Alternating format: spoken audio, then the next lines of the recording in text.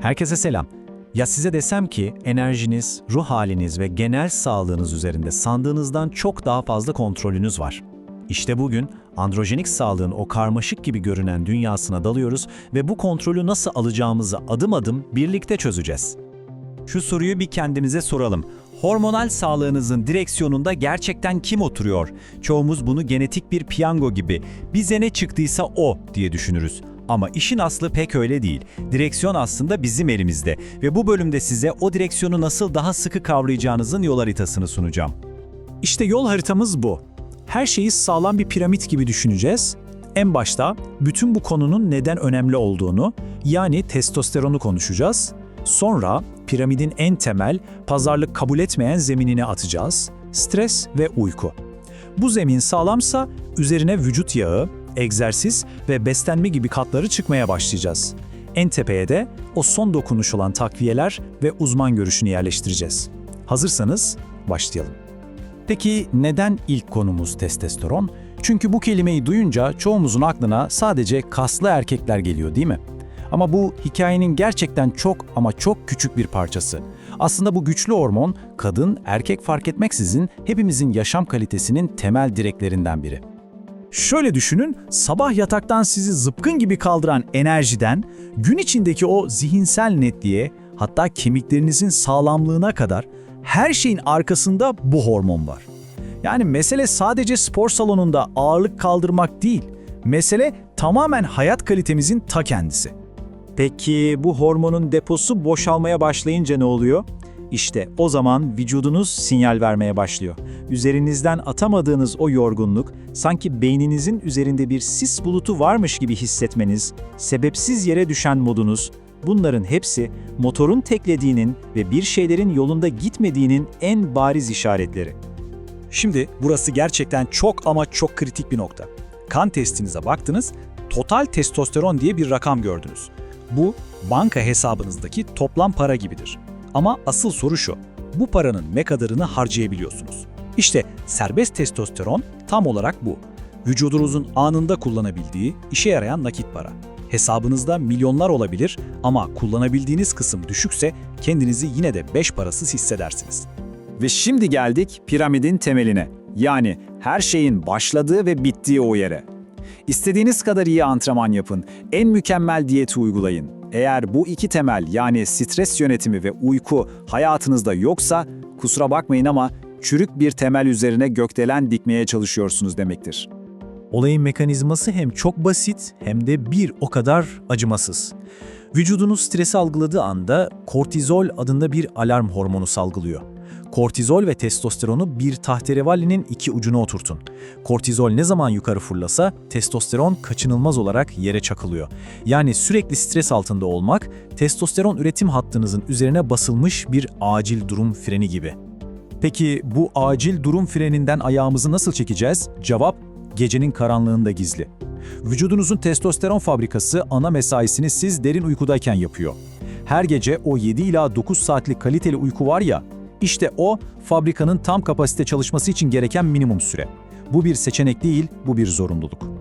Temelimizin ikinci kritik parçasına geldik, vücut kompozisyonu. Özellikle de vücudunuzdaki yağ oranı. Bu konu hormonal denkleminizi ya zirveye taşır ya da yerle bir eder.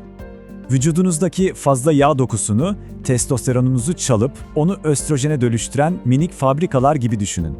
Bu fabrikaları çalıştıran enzimin adı aromataz. Ne kadar çok yağ dokunuz varsa bu fabrikalar o kadar harıl harıl çalışıyor ve sizin değerli testosteronunuzu haberiniz bile olmadan dönüştürüyor.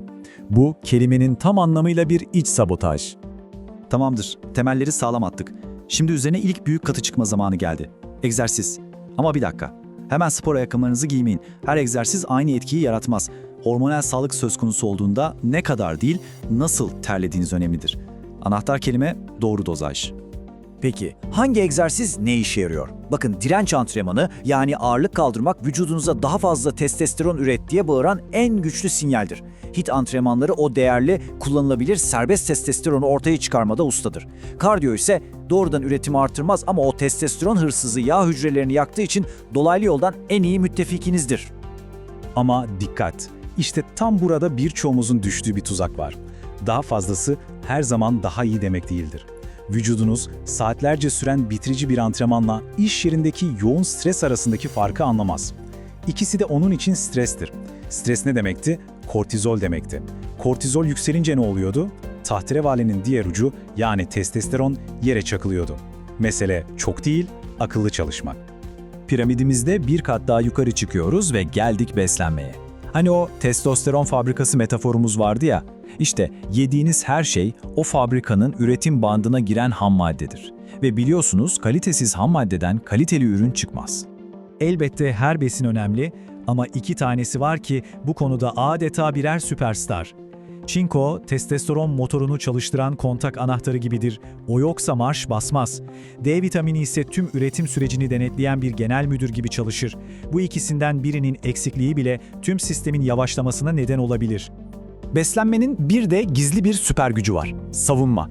Hani şu testosteronumuzu çalan aromataz enziminden bahsetmiştik ya. İşte brokoli gibi turpgiller bu enzimin frenine basan doğal bileşiklerle dolu.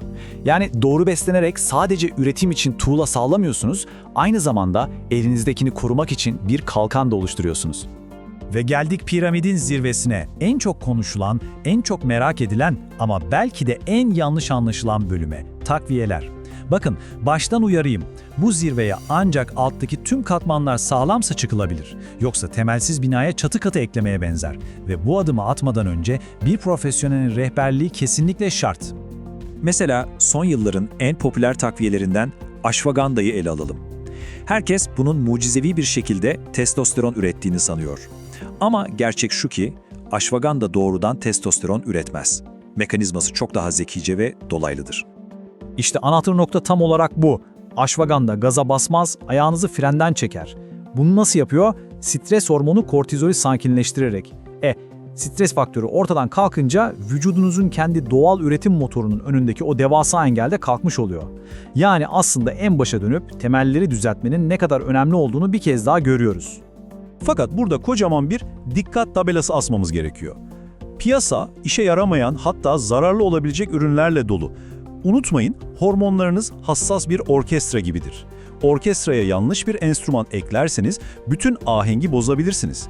Bu yüzden kulaktan dolma bilgilerle, arkadaş tavsiyesiyle hareket etmek gerçekten çok büyük bir risk. Peki tüm bu anlattıklarımızı net bir eylem planına nasıl dökeriz? İşte size 6 adımlık strateji. Önce temel. Uykunuza ve stresinize sahip çıkın. Sonra savunma. Kilonuzu kontrol ederek o testosteron hırsızlarını durdurun. Ardından atak. Akıllı direnç antrenmanlarıyla üretim sinyalini verin. Ve fabrikayı besleyin. Kritik besinleri aldığınızdan emin olun. Son olarak tüm bunları yaptıktan sonra gerekirse bir uzmandan destek alarak ince ayarları yapın. İşte yol haritası bu kadar. Direksiyon artık tamamen sizin elinizde. Şimdi asıl soru şu. Bu haritayla ne yapacaksınız? Hormonal geleceğinizi şekillendirmek için, kendiniz için bugün atacağınız o ilk küçücük adım ne olacak?